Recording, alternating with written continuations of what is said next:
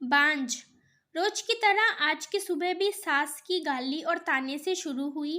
राधा रोज रोज के झगड़े से तंग आ चुकी थी, लेकिन वह और कर भी क्या सकती थी। उसे तो सुनना था। वह चुपचाप सास ससुर और पड़ोसियों के ताने सुनती और रोती। राधा की शादी राजेश के साथ 6 साल पहले हुई थी। इन 6 सालों में जिन लोगों की शादी हुई थी वे एक दो बच्चे के माँ बाप बन गए थे, लेकिन राधा अभी तक माँ नहीं बन पाई थी। इसके चलते उसे बांझ जैसी उपाधि मिल गई थी। राह चलती औरतें भी राधा को तरह तरह के ताने देती और बांझ कहकर चिढ़ाती। राधा को यह सब बहुत खराब लगता, लेकिन वह किस किस का मुंह बंद करती।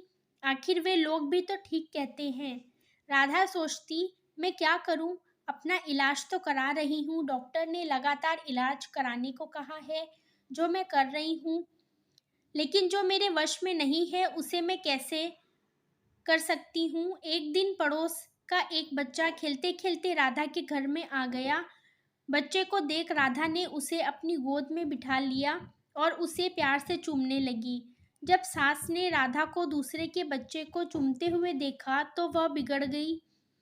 वह उसकी गोद से बच्चे को छीनती हुए बोली, कल मुही बच्चा पैदा करने की ताकत तो नहीं है, दूसरों के बच्चे से अपना मन बहलाती है।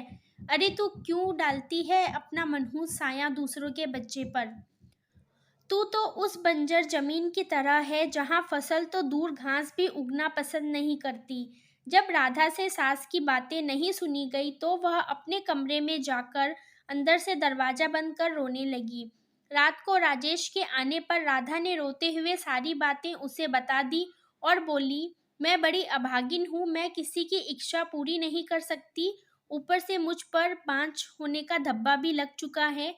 राधा की बातें सुनकर राजेश ने कहा, तुम माँ की बातों का बुरा मत मानो, उन्हें ऐसा नहीं कहना चाहिए। हर माँ बाप की इच्छा होती है कि उनके परिवार को आगे बढ़ाने वाला उनके रहते हुए ही आ जाए। तुमसे यह इच्छा पूरी नहीं होते देखकर माँ तुमसे उल्टी सीधी बातें बोलती है। तुम चिंता मत करो, तुम्हारा इलाज चल रहा है, तुम जरूर माँ बनोगी। राधा बोली, मेरी एक सहेली थी, वह भी बहुत दिनों बाद माँ बनी थी। माँ बनने में देर होते देखकर जब उसने अपना इलाज कराया तो जांच में उसमें कोई कमी नहीं पाई गई। कमी उसके पति में थी। जब उसके पति ने इलाज कराया तभी वह माँ बन सकी। हो सकता है उसी की तरह आप में भी कोई कमी हो, इसलिए मैं चाहती हूँ कि आप भी एक बार अपना इलाज करा लेते। राधा की बात सुनकर राजेश भड़क उठा। मुझ में भला क्या कमी हो सकती है? मैं तो बिल्कुल ठीक हूँ, मुझ में कोई कमी नहीं है। मेरी चिंता छोड़ो, तुम अपना अच्छी तरह इलाज कराओ। मैं मानती हूँ कि आप में कोई कमी नहीं है, लेकिन तसल्ली की खातिर राधा ने सलाह देने के ख्याल से ऐसा कहा, लेकिन राजेश ने उसकी बात को बीच में ही काट दिया। नहीं राधा, तसल्ली वगैरह कुछ नहीं, मैंने कहा ना कि मुझ में कोई कमी नहीं है, राजेश ने उसे डांट दिया। पति के भड़के मिजाज को देख राधा ने चुप रहना ही उचित समझा। शहर के बड़े से बड़े डॉक्टर से उसका इलाज हुआ, फिर भी उसकी कोक सुनी ही रही। डॉक्टर ने जांच के दौरान उसमें कोई कमी नहीं पाई। देखो राधा, रिपोर्ट देखने के बाद तुम में कोई कमी नजर नहीं आती, शायद तुम्हारे पति में ही कोई कमी होगी। तुम एक बार उसे भी इलाज कराने की सलाह दो। डॉक्टर ने उसे समझाया। अब राधा को पूरा भरोसा हो गया था कि उसमें कोई कमी नहीं है। माँ बनने के लिए कमी उसके पति में ही है, लेकिन उसे कौन समझाए। उसे राजेश के गुस्से से भी डर लगता था। एक दिन किसी ने राधा की सास को बताया कि पास की गांव में एक मंदिर में एक बाबा रहते हैं जिसकी दुआ से हर किसी का दुख दूर हो जाता है। सास ने यह बात अपने बेटे राजेश को बता दी और राधा को बाबा के पास भेजने को कहा। रात को राजेश ने राधा से कहा, कल तुम मंदिर चली जाना। ठीक है, मैं चली जाऊंगी, लेकिन मैं डॉक्टर के पास गई थी, डॉक्टर ने मुझ में कोई कमी नहीं बताई है, इसीलिए मैं चाहती हूँ कि आप भी एक बार अपना। डरते डरते राधा कह रही थी, लेकिन राजेश ने उसकी बात को अनसुना कर दिया। राधा, मैं कहीं नहीं जाऊंगा, तुम कल मंदिर में बाबा के पास चली जाना। ऐसा कहकर राजेश सो गया। राधा ने भी अपने माथे पर लगा बांझपन का धब्बा मिटाने के लिए बाबा के पास जाकर उनसे दुआ लेने की सोच ली। दूसरे दिन सवेरे नहा धोकर वह बाबा के पास चली गई।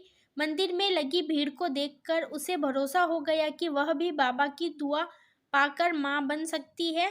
राधा बाबा के पैरों पर गिर पड़ी और कहने लगी, बाबा मेरा दुख दूर करे। मैं 6 साल से बच्चे का मुंह देखने के लिए तड़प रही हूँ।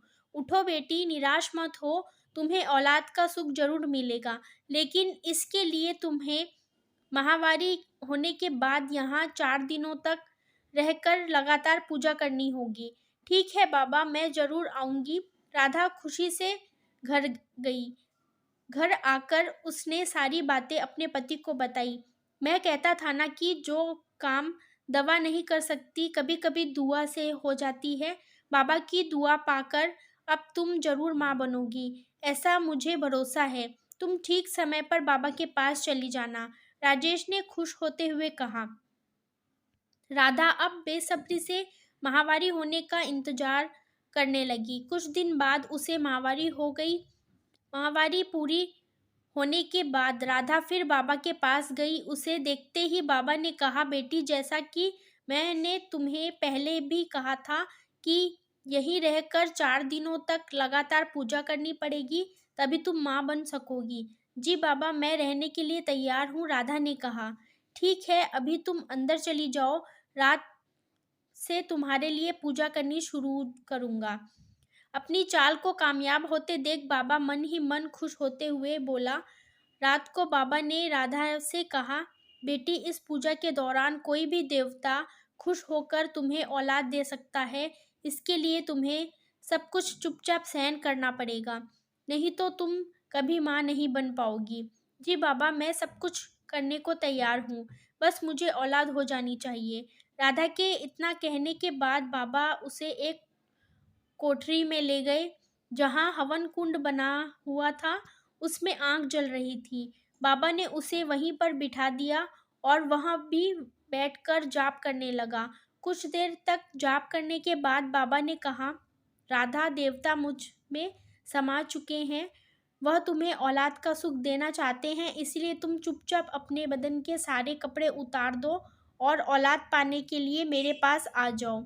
वह तुम्हें दुआ देना चाहते हैं। राधा ने यह सोचकर कि बाबा में देवता समा चुके हैं और देवता जो भी करते हैं गलत नहीं करते, इसलिए उसने अपने बदन के सारे कपड़े उतार दिए।